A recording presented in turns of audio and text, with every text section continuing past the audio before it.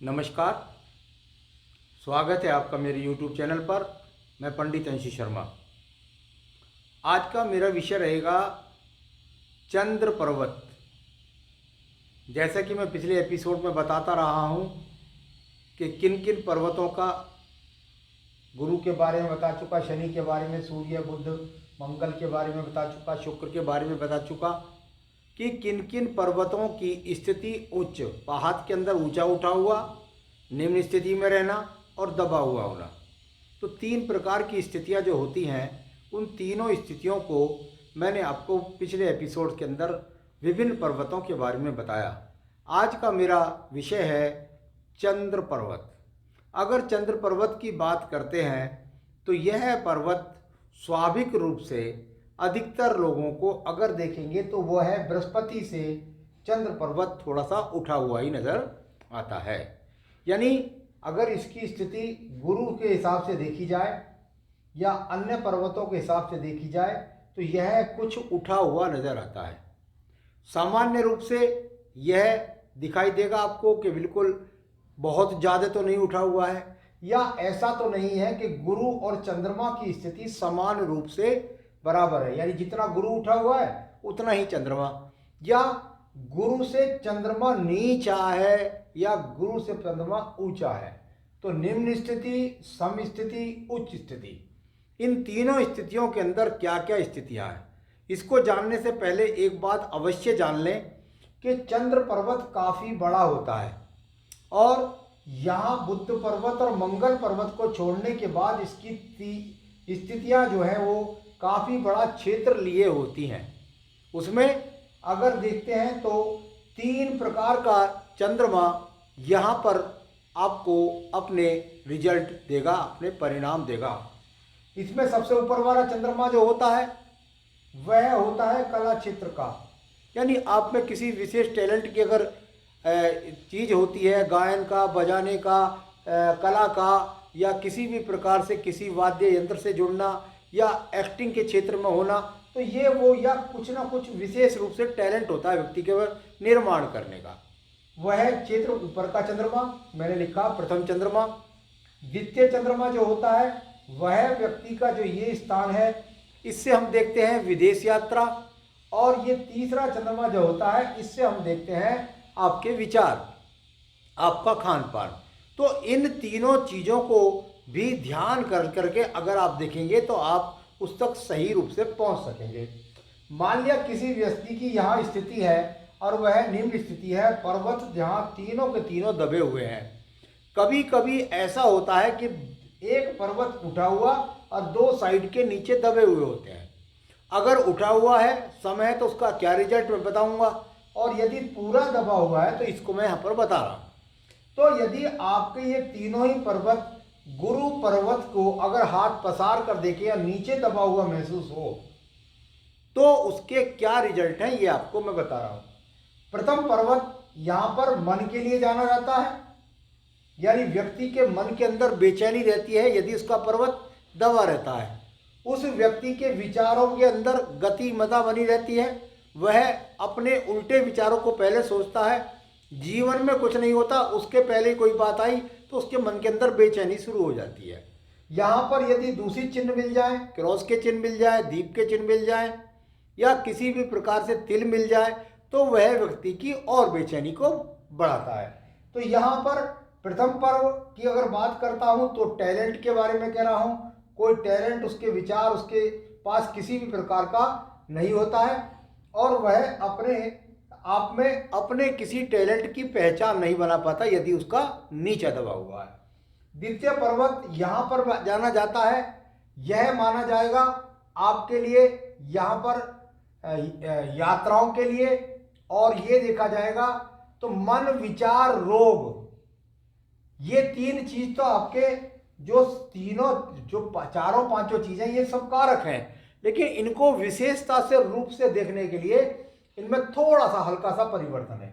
दूसरा पर्वत जो होता है यह व्यक्ति के चरित्र का होता है।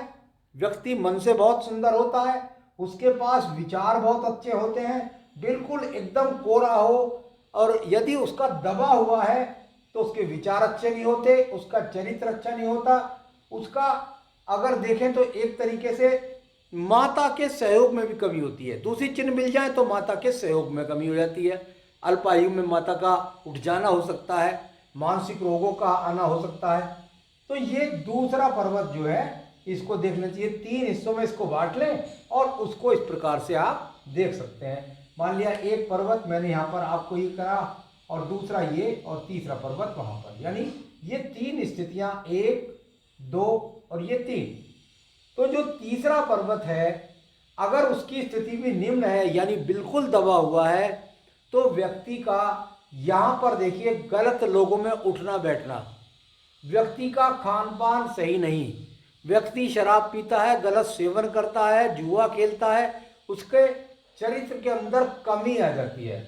और साथ ही साथ रोग की यदि बात करता हूं तो रोग में परेशानी होती है। द्वितीय वाले में मैंने बोला कि विदेश यात्रा के लिए जाना जाता है।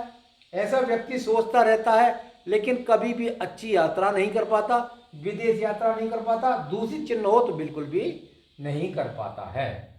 तो ये स्थिति जो इसकी दबे हुए पर्वत की है वह यहाँ पर है।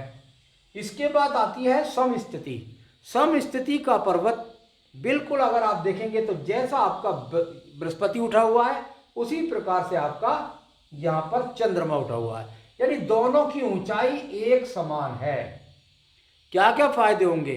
बहुत बढ़िया होगा। मन से कोई दूषित चिन्ह नहीं है, किसी प्रकार का कोई भी यहाँ पर दीप नहीं है, क्रॉस का चिन्ह नहीं है, आड़ी तिरछी राहु रेखा नहीं है और बुरे चिन्ह नहीं है। तो क्या हुआ? सम स्थिति हुई। और सम स्थिति में व्यक्ति को मन के विचार बड़े सुंदर होते हैं। यात्राओं के द्वारा यात्रा भी करते हैं। विदेश यात्रा के लिए एक लंबी लाइन, एक यहाँ पर आड़ी लंबी लाइन होनी चाहिए तभी विदेश यात्रा मिलेगी। लेकिन ये यात्रा करते हैं, किसी प्रकार की कठिनाई होती, छोटी बड़ी देश के अंदर यात्रा करते रहते हैं, स्थिर नहीं होते। विदेश यात्रा बहुत कम मिलती है जब तक कि यात्रा रेखा यहाँ पर न बन जाए।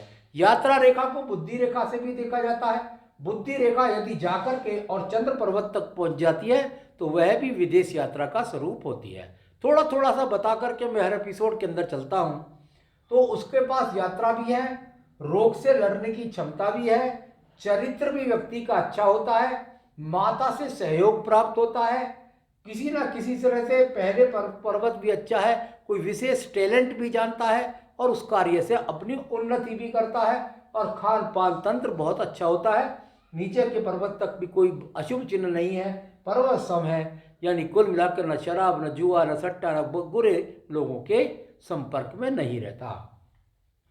तीसरी स्थिति आती है उच्च स्थिति। उच्च स्थिति कभी भी अगर कहूं को सम स्थिति के बाद उच्च स्थिति अगर व्यक्ति के हाथ के अंदर है तो वह थोड़ा सा गड़बड़ है, हल्की सी, कोई बुराई नहीं है, इससे लगभग ये ऊंचा ही होता है। अगर थोड़ा ऊंचा है तो ठीक है, अगर एकदम बॉल की तरह बहुत ऊंचा उठ रहा तो बहुत बुरा है। अगर ये उठा हुआ है तो व्यक्ति के मन के अंदर विचार बहुत तेजी से आते हैं और उन पर बहुत तेजी से काम करता है, यानी उनमें ज़्यादा विचार नहीं करता, उस काम को अंजाम दे देता है। तो मनों के अंदर बहुत ज़्यादा विचार आते हैं, विचारों को कर भी देता है, काम भी कर लेता है, उस पर सफलता के लिए तो हमको बहुत सारी चीज़ देखनी है लेकिन सफलता भी प्राप्त कर लेता है। इसके जीवन के अंदर यात्राएं भी करता है। इसके जीवन के अंदर सामान्य रूप से जो देश के अंदर की यात्राएं उन्हें करता है। अगर यहाँ पर बड़ी रेखा मिल जाए यात्रा रेखा तो व्यक्ति बहुत ज़्यादा यात्रा करता है, विदेशों से बार बार संपर्क बनाता है। कोई रेखा जाकर शुक्र पर्वत के अंदर प्रवेश कर जाए तो व्यक्ति विदेश में जाकर बस जाता है। तो ऐसी यहाँ पर देखी जाएगी। बुद्धि रेखा का संबंध भी देखा जाएगा। केतु पर्वत से कोई रेखा चंद्र पर्वत को पहुंच जाए वह भी विदेश रेखा होती है। तो ये यहाँ टैलेंट हो गया, यहाँ इसकी यात्रा हो गई। मन विचार यात्रा रोगों पर जीत दर्ज करता है। इसके पास थोड़ा रोग आएंगे, इनको जीत लेता है। चरित्र से अच्छा होता है, माता से अच्छा संबंध बने रहते हैं और तीसरा पर्व भी इसके साथ ऊंचा उठा हुआ है तो व्यक्ति बिल्कुल खान पान से बहुत मजबूत होता है। कितना भी खा ले तब भी पचा जाता है। व्यक्ति ऐसा हो सकता है कि खान पान में जो देश काल पात्र में खराब चीज़ें मानी जाती हैं उनको करता हो लेकिन उससे फिर भी उसको कोई रोग नहीं होता, उन्हें पाचन शक्ति में मजबूत पाया जाता है। तो आज मैंने आपको बताया कि चंद्र पर्वत की स्थिति में आपको निम्न स्थिति, सम स्थिति और उच्च स्थिति में किस किस प्रकार के परिणाम प्राप्त होते हैं। आगे भी अन्य विषयों को लेकर मैं समय समय पर आपको अवगत कराता रहता हूँ। मेरे साथ जुड़े रहिए। नमस्कार।